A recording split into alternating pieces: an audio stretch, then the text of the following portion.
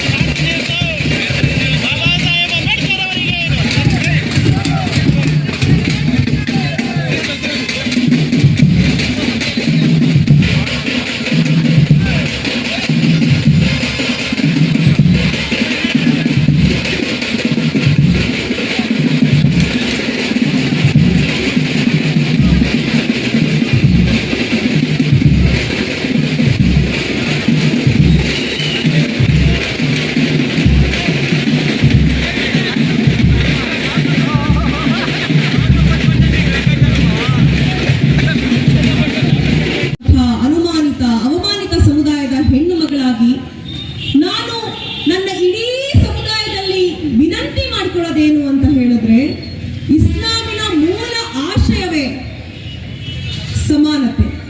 ಇಸ್ಲಾಮನ್ನ ಎಷ್ಟು ನಾವು ಧರ್ಮವಾಗಿ ಅನುಸರಿಸ್ತೀವೋ ಅಷ್ಟೇ ಇದು ಒಂದು ಸಾಮಾಜಿಕ ಚಳುವಳಿ ಆಗಿತ್ತು. ಇಸ್ಲಾಂ ಒಂದು ಸಾಮಾಜಿಕ ಚಳುವಳಿ ಅನ್ನೋದನ್ನ ಕೂಡ ನಾವು ಅರ್ಥ ಮಾಡ್ಕೊಂಡಿರ್ತಿದ್ರೆ ನಮ್ಮ ಮನೆ ಹೆಣ್ಮಕ್ಳು ನಾವುಗಳು ಕೂಡ ತಲೆ ಮೇಲೆ ಹಾಕೊಳ್ಳೋ ಇದೊಂದು ಬಟ್ಟೆಗೋಸ್ಕರ ಬೀದಿನಲ್ಲಿ ನಿಲ್ಲೋ ಪರಿಸ್ಥಿತಿ ಬರ್ತಿರ್ಲಿಲ್ಲ. ಹಜರತ್ ಬಿಲಾಲ್ರು ತಾವೆಲ್ಲ ಪ್ರಾಯಶಃ ಹೆಸರು ಕೇಳಿರ್ತೀರಾ. ಪ್ರವಾದಿ ಪೈಗಂಬರರು ಮೊದಲನೇ ಅಜಾನ್ ಕೊಡಿಸ್ಬೇಕಾಗಿರುತ್ತೆ. ಆ ಪ್ರವಾದಿ ಮೊಹಮ್ಮದ್ ಪೈಗಂಬರರು ಮೊದಲನೇ ಅಜಾನನ್ನ ಕೊಡಿಸೋದಕ್ಕೆ ಸಾಕಷ್ಟು ಜನ ಅವರ ಕಣ್ಣೆದುರಿಗಿರ್ತಾರೆ. ಇವರಿಗೆ ಸದಾ ಕಾಲ ಧರ್ಮ ಪ್ರಚಾರಕ್ಕೆ ಬೆಂಬಲವಾಗಿ ನಿಂತವರು, ಇವರಿಗೆ ಬೆನ್ನೆಲುಬಾಗಿ ನಿಂತವರು, ಕೋಟ್ಯಾಧೀಶ್ವರರು ಎಲ್ಲರೂ ಇರ್ತಾರೆ ಅವ್ರ ಕಣ್ಣೆದುರಿಗೆ. ಆದ್ರೆ ಅವರು ಹಜರತ್ ಬಿಲಾಲ್ ಅವರನ್ನ ಕರೀತಾರೆ, ನೀನು ಮೊದಲನೇ ಅಜಾನ್ ಕೊಡಬೇಕು ಅಂತ. ಯಾರು ಹಜರತ್ ಬಿಲಾಲ್? ಹಜರತ್ ಬಿಲಾಲ್ರು ಇವತ್ತಿನ ಭಾಷೆಯಲ್ಲಿ ಹೇಳೋದಾದ್ರೆ ಅವರೊಬ್ಬರು ಪೌರ ಕಾರ್ಮಿಕರು. ಕಸ ಗುಡಿಸ್ತಾ ಇದ್ದಂಥವ್ರು, ಡ್ರೈನೇಜ್ ಕ್ಲೀನ್ ಮಾಡ್ತಾ ಇದ್ದಂಥವ್ರು, ಕರ್ರಗೆ ಕುಳ್ಳಗೆ ಇದ್ದಂಥ ಒಬ್ಬ ವ್ಯಕ್ತಿ. ಅವರನ್ನ ಕರೆದು ಮೊದಲನೇ ಅಜಾನನ್ನ ಕೊಡಿಸ್ತಾರೆ. ಆಗೆಲ್ಲ ಜನ ಕೇಳ್ತಾರೆ, ಯಾಕೆ ನೀವು ಇವ್ರ ಹತ್ರ ಮೊದಲನೇ ಅಜಾನ್ ಕೊಡಿಸ್ತಿದ್ದೀರಾ ಅಂತ. ನನ್ನ ಧರ್ಮದ ಮೊದಲ ಸಿದ್ಧಾಂತವೇ ಯಾರು ದಮನಿತರಿದ್ದಾರೆ, ಯಾರು ತುಳಿತಕ್ಕೊಳಪಟ್ಟಿದ್ದಾರೆ ಅವರ ಪರವಾಗಿ ನಿಲ್ಲೋದು. ಆದ್ರೆ ಖೇದಕರ ಅನ್ಸೋದೇನು ಅಂತ ಅಂದ್ರೆ, ಇಂತಹ ದೊಡ್ಡ ಸಾಮಾಜಿಕ ಚಿಂತನೆಯನ್ನ ಇಟ್ಕೊಂಡು ಉಗಮವಾದಂತಹ ಒಂದು ಧರ್ಮಸ್ಥರಾದ ನಾವೇನ್ ಮಾಡ್ತಾ ಇದೀವಿ, ನಾವು ನಮ್ಮ ಫರಸ್ಗಳನ್ನ ನಿಭಾಯಿಸ್ಬಿಟ್ರೆ ಆಗೋಯ್ತು, ನಮ್ಮ ಕರ್ತವ್ಯ ಮುಗಿದೋಯ್ತು ಅಂತ ಅಂದ್ಕೊಂಡ್ವಿ. ಅದೇ ಕಾರಣಕ್ಕೆ ಇವತ್ತು ಈ ಪರಿಸ್ಥಿತಿ ಬಂದಿರೋದು. NRCC ಚಳುವಳಿ ಬಂತು, ಆಗೇನ್ ನಾವೆಲ್ಲರೂ ಮುಸಲ್ಮಾನರು ಸೇರ್ಕೊಂಡಿದ್ದು ದೊಡ್ಡ ಪ್ರತಿಭಟನೆಗಳನ್ನ ಮಾಡಿದ್ದು. ಬಂತು, ದೊಡ್ಡ ಪ್ರತಿಭಟನೆಗಳನ್ನ ಮಾಡಿದ್ದು. ವಾಸವಣ್ಣನ್ ಕರೆದು ಸ್ಪೀಚ್, ನಿಕೇತಣ್ಣನ್ ಕರೆದು ಸ್ಪೀಚ್ ಮಾಡಿಸಿದ್ದು. ಅದಾದ ನಂತರ ನಾವ್ ಎಲ್ಲಿದ್ದೀವಿ ಅನ್ನೋದನ್ನ ಕೂಡ ನಾವು ಪ್ರಶ್ನೆ ಮಾಡ್ಕೊಳ್ಬೇಕಾಗಿದೆ. ಇವತ್ತೇನ್ ಮಾಡ್ತಿದೀವಿ ನಾವು? ದಲಿತರ ಮೇಲೆ ಅಟ್ರಾಸಿಟಿ ಆಯ್ತು, ಹಲ್ಲೆಗಳಾಯ್ತು ಅಂದ್ರೆ ಬರೀ ದಲಿತರು ಮಾತ್ರ ಬಂದು ಪ್ರತಿಭಟನೆ ಮಾಡೋದು. ಏನು ವರ್ಗ ವ್ಯವಸ್ಥೆಗಳಲ್ಲಿ ಅಥವಾ ಕಾರ್ಮಿಕರಿಗೆ ಸಮಸ್ಯೆ ಆಯ್ತು ಅಂದ್ರೆ ಬರೀ ಕಮ್ಯುನಿಸ್ಟರು ಬಂದು ಪ್ರತಿಭಟನೆ ಮಾಡೋದು. ಅಥವಾ ಜಾತಿ ಯಾವ್ದಾದ್ರು ಕೆಳಜಾತಿಗಳಿಗೆ, ತುಳಿತಕ್ಕೊಳಪಟ್ಟ ಸಮುದಾಯಗಳಿಗೆ ಏನಾದ್ರೂ ಸಮಸ್ಯೆ ಆಯ್ತು ಅಂತ ಅಂದ್ರೆ ಅವರು ಬಂದು ಮಾತ್ರ ಮಾಡೋದು. ಇದನ್ನ ನಾವು ಎಲ್ಲಿಯವರೆಗೆ ಬಿಡೋದಿಲ್ವೋ, ಎಲ್ಲಿಯವರೆಗೆ ಒಂದು ಸಾಮೂಹಿಕ ಹೋರಾಟದ ಪ್ರಜ್ಞೆಗಳನ್ನ ಸೇರಿರೋರು ನಾವೆಲ್ಲರೂ ಒಂದೇ ಅನ್ನೋ ಒಂದು ಫೀಲಿಂಗ್ ನಮಗಿತ್ತು ಅನ್ಕೊಳ್ಳಿ, ಆ ಭಾವನೆ ನಮಗಿತ್ತು ಅನ್ಕೊಳ್ಳಿ, ಅದು ಒಂದನೇ ಹಂತದ ಕೋಮುವಾದ.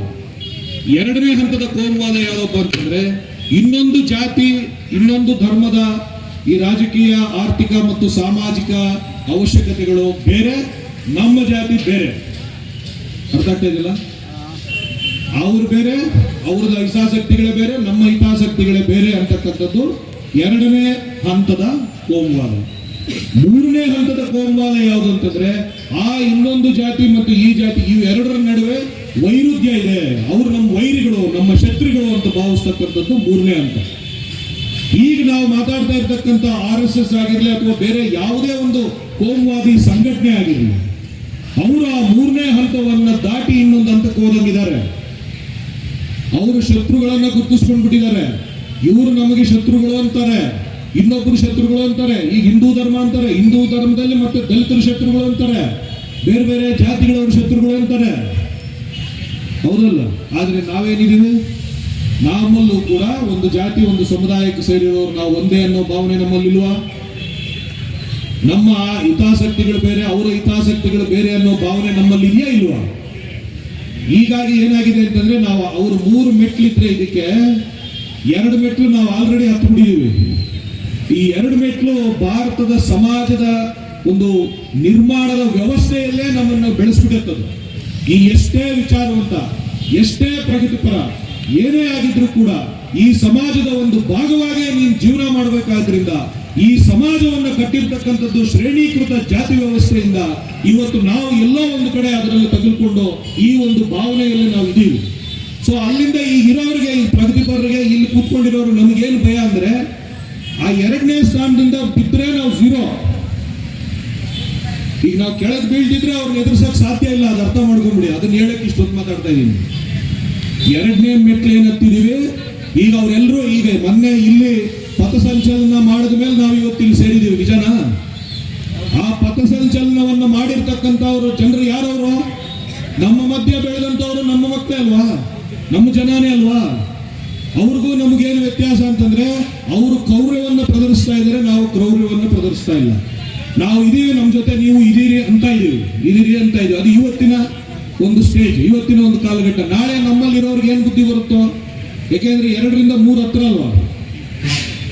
ಅರ್ಥ ಆಗ್ತದಿಲ್ಲ? ಸೊ ಈಗ ನಮಗೆ ಭಯ ಏನಪ್ಪಾ ಅಂತಂದ್ರೆ, ಈ ಜಾತಿ ಬಿಟ್ರೆ ನಾವೆಲ್ಲಿ ಕುಸಿದು ಹೋಗ್ತೀವೋ ಅನ್ನೋ ಭಯ. ನಡುವ ಚಕ್ರದಲ್ಲಿ ನಿಂತಿದೆ ನನ್ನ ಪ್ರಜಾಪ್ರಭುತ್ವದ ಜನರ ಪದ. ಹಿಂದೂ ಮುಸ್ಲಿಂ ಕ್ರೈಸ್ತ ಜೈನ ಬೌದ್ಧ ಸಿಖ್ಖರ ಸಂಬಂಧ, ಸಂವಿಧಾನವೇ ಗ್ರಂಥ, ಜಯ ಹೋ ನನ್ನ ಭಾರತ. ಭಾರತ ನಮ್ಮದು, ನಾವು ಭಾರತದ ಪ್ರಜೆಗಳು. ಕೊನೆಯ ಉಸಿರಿನ ತನಕ ನಾವು ಭಾರತಕ್ಕಾಗಿ ಹೋರಾಡ್ತೀವಿ, ನಿಜವಾದ ಭಾರತವನ್ನು ಉಳಿಸ್ಕೊಳ್ತೀವಿ. ನಮಗೆ ತಾರತಮ್ಯದ ಭಾರತ ಬೇಡ, ನಮಗೆ ಭೇದವಿರತಕ್ಕಂಥ ಭಾರತ ಬೇಡ, ನಮಗೆ ಅಸಮಾನತೆಯ ಭಾರತ ಬೇಡ. ನಮಗೆ ಬುದ್ಧ ಭಾರತ ಬೇಕು, ನಮಗೆ ಬಸವ ಭಾರತ ಬೇಕು, ನಮಗೆ ಕುವೆಂಪುರವರ ಶಾಂತಿಯ ತೋಟ ಬೇಕಂತಕ್ಕಂಥ ಮಾತನ್ನು ಹೇಳ್ತಾ ಈ ಒಂದು ಕಾರ್ಯಕ್ರಮದಲ್ಲಿ ಅಸಂಖ್ಯಾತ ಜನರು ಸೇರಿದಿರಿ. ನೀವೆಲ್ಲ ಕೂಡ ನಾಳಿನ ಒಳ್ಳೆಯ ನಡಿಗೆಗಳಿಗೆ ಒಂದು ಹೆಜ್ಜೆ ಆಗ್ತಾ ಇದ್ರಿ. ಆ ಹೆಜ್ಜೆಗಳು 1000 ಹೆಜ್ಜೆಗಳಾಗಿ, ಕೈಗಳು ಸೊಕ್ಕೋಟಿ ಕೈಗಳಾಗಿ, ನಾಳೆ ನಿಮ್ಮೆಲ್ಲರ ಕಂಠಗಳು ಕೂಡ ಒಂದು ಜೀವಪರವಾದಂಥ ಆಲೋಚನೆ, ಜನಪರವಾದಂಥ ಆಲೋಚನೆ ಜೊತೆಗೆ ಸೇರ್ತಾ ನಿಜವಾದ ಭಾರತವನ್ನು ಕಟ್ಟುವ ಕಡೆ ನಾವು ಹೋಗಬೇಕಾಗುತ್ತೆ. ಆ ನಿಟ್ಟಲ್ಲಿ ಸತೀಶ್ ಕುಲಕರ್ಣಿ ಒಂದು ಹಾಡು ಬರೀತಾರೆ. ಕಟ್ಟುತ್ತೇವ ನಾವು ಕಟ್ಟುತ್ತೇವ, ಒಡೆದ ಮನಸ್ಸುಗಳ ಕಂಡ ಕನಸುಗಳ ಕಟ್ಟುತ್ತೇವ, ನಾವು ಕನಸ ಕಟ್ಟುತ್ತೇವ, ನಾವು ಮನಸ ಕಟ್ಟುತ್ತೇವ. ಕಟ್ಟುತ್ತೇವ ನಾವು ಕಟ್ಟುತ್ತೇವ, ಒಡೆದ ಮನಸ್ಸುಗಳ ಕಂಡ ಕನಸುಗಳ ಕಟ್ಟುತ್ತೇವ, ನಾವು ಕನಸ ಕಟ್ಟುತ್ತೇವ, ನಾವು ಮನಸ ಕಟ್ಟುತ್ತೇವ. ಗೋಳಿಲ್ಲದ ಗೂಡಿಲ್ಲದ ನಾಡ ಕಟ್ಟುತ್ತೇವ, ಗೋಳಿಲ್ಲದ ಗೂಡಿಲ್ಲದ ನಾಡ ಕಟ್ಟುತ್ತೇವ. ಗುರು ಮನಸ್ಸಿನ ಕೋಟಿ ಮನಸ್ಸಿನ ಹಾಡ ಬರೆಯುತ್ತೇವ, ಇದಿಲ್ಲದ ಹಾಡ ಬರೆಯುತ್ತೇವ, ಹಾಡ ಬರೆಯುತ್ತೇವ, ಇದಿಲ್ಲದ ಹಾಡ ಬರೆಯುತ್ತೇವ. ಕಟ್ಟುತ್ತೇವ ನಾವು ಕಟ್ಟುತ್ತೇವ, ನಾವು ಕಟ್ಟುತ್ತೇವ, ಒಡೆದ ಮನಸ್ಸುಗಳ ಕಂಡ ಕನಸುಗಳ ಕಟ್ಟುತ್ತೇವ, ನಾವು ಕನಸ ಕಟ್ಟುತ್ತೇವ, ನಾವು ಮನಸ ಕಟ್ಟುತ್ತೇವ. ಜಾತಿಯಲ್ಲದ ಭೀತಿಯಲ್ಲದ ಇಲ್ಲಿಗೆ ವಾಪಸ್ ಬನ್ನಿ ನೀವು. ಈ ದೇಶ ನಿಮ್ಮದು ಕೂಡ. ಈ ದೇಶವನ್ನ ನಾವು ಧರ್ಮದ ಆಧಾರದ ಮೇಲೆ ವಿಭಜನೆ ಮಾಡೋದಿಲ್ಲ ಅಂತ. ಹಾಗಾಗಿನೇ ಡಿಸೆಂಬರ್ 19ನೇ ತಾರೀಕು ಈ CAA NRC ಅಂತ ಏನು ಮೋದಿ ಸರ್ಕಾರ ತರಕ್ ಹೋಯ್ತು, ಅವತ್ತಿನ ದಿವಸ ಒಂದು ಹೋರಾಟಕ್ಕೆ ಅವತ್ತೇ ಕರೆ ಕೊಡೋದಕ್ಕೆ ಕಾರಣ ಒಂದು ಮಹಾತ್ಮ ಗಾಂಧಿಯವರು ಈ ದೇಶದ ಮುಸ್ಲಿಮರಿಗೆ ಇಲ್ಲಿ ಉಳಿಯೋದಕ್ಕೆ ಕರೆ ಕೊಟ್ಟಿದ್ದು. ಎರಡನೇದು ಅಶ್ಫಾಕುಲ್ಲಾ ಖಾನ್ ಮತ್ತು ರಾಮ್ ಪ್ರಸಾದ್ ಬಿಸ್ಮಿಲ್ ಜೊತೆಗೆ ಗಲ್ಲಿಗೇರಿದಂತ ದಿನ ಅವತ್ತಿನ ದಿವಸ.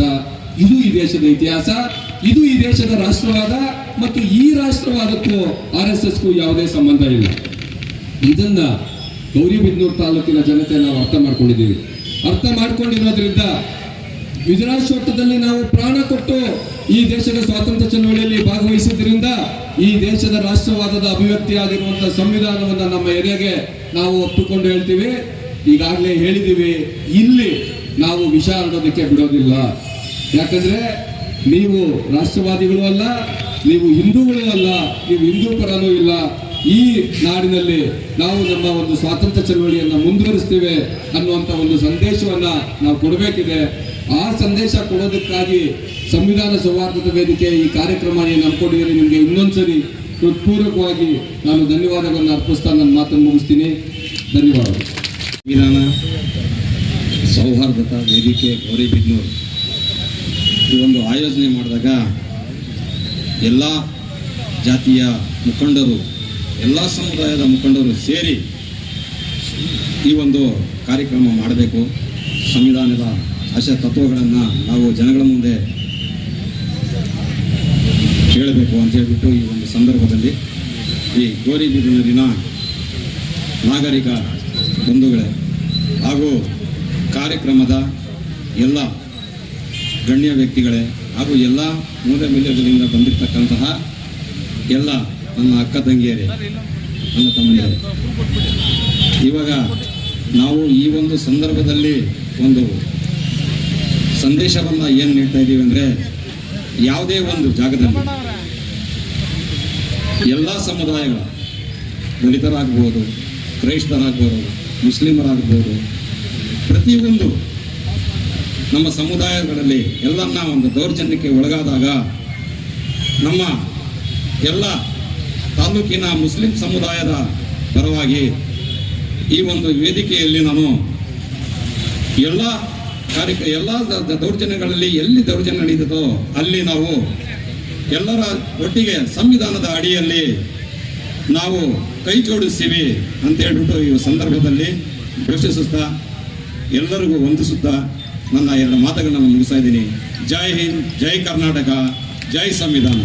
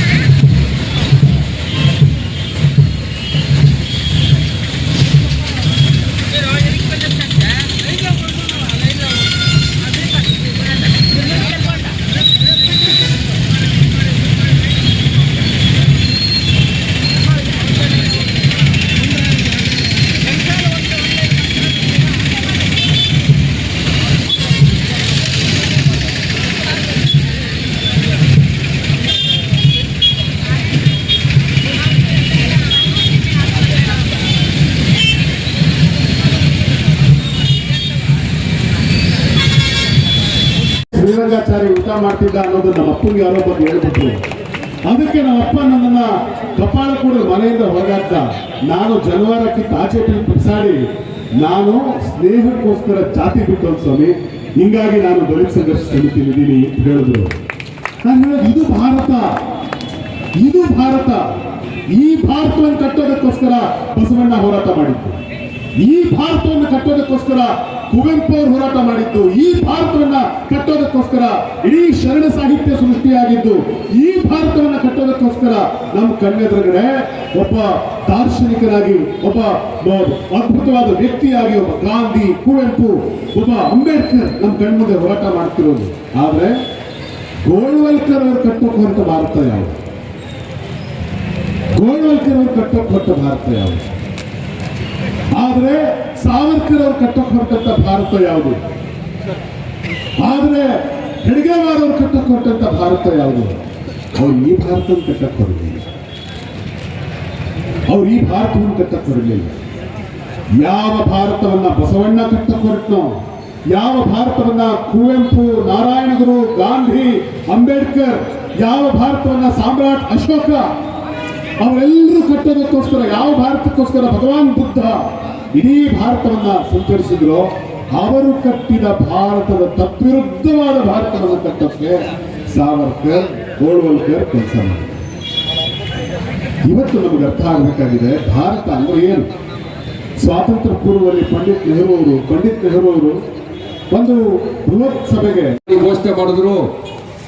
ಬಾಬಾ ಸಾಹೇಬ್ ಅಂಬೇಡ್ಕರ್ ಅವರು ಹಿಂದೂ ಕೋಡ್ ಬಿಲ್ ತಂದು ಈ ದೇಶದ ಮಹಿಳೆಯರಿಗೆ ಸಮಾನವಾದಂತಹ ಹಕ್ಕುಗಳು ಬೇಕು ಅಂತ ಹೇಳಿದಾಗ ಬಾಬಾ ಸಾಹೇಬ್ ಅಂಬೇಡ್ಕರ್ ಪ್ರತಿಕೃತಿಗಳನ್ನ ಅವರು ಸುಟ್ಟರು. ಇವ್ರಿಗೂ ಈ ದೇಶಕ್ಕೂ ಏನ್ ಸಂಬಂಧ ಅಂತ ನಾನು ಕೇಳ್ತಾ ಇದ್ದೀನಿ.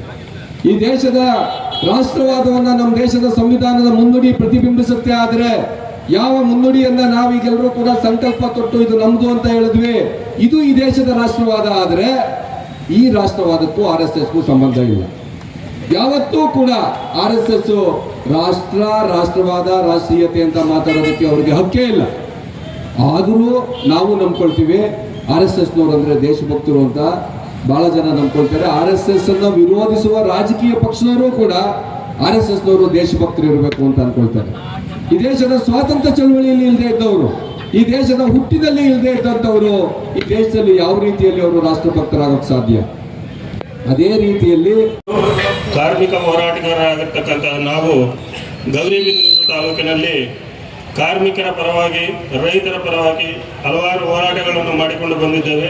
ಅದೇ ರೀತಿ ಇನ್ನು ಮುಂದೆ ಸಹ ಅಲ್ಪಸಂಖ್ಯಾತರು, ದೀನದಲಿತರು, ಮುಸ್ಲಿಂ ಬಾಂಧವರು, ಕ್ರೈಸ್ತ ಬಾಂಧವರ ಮೇಲೆ ನಡೆಯುವಂತಹ ದೌರ್ಜನ್ಯಗಳ ವಿರುದ್ಧ ನಾವು ಯಾವುದೇ ರಾಜಿ ಇಲ್ಲದೆ ಸದಾ ನಾವು ಹೋರಾಟಗಳಲ್ಲಿ ಸಿದ್ಧರಿರುತ್ತೇವಂತ ಈ ಒಂದು ವೇದಿಕೆಯ ಮುಖಾಂತರ ಶಪಥ ಮಾಡುತ್ತಿದ್ದೇವೆ. ವಂದನೆಗಳು.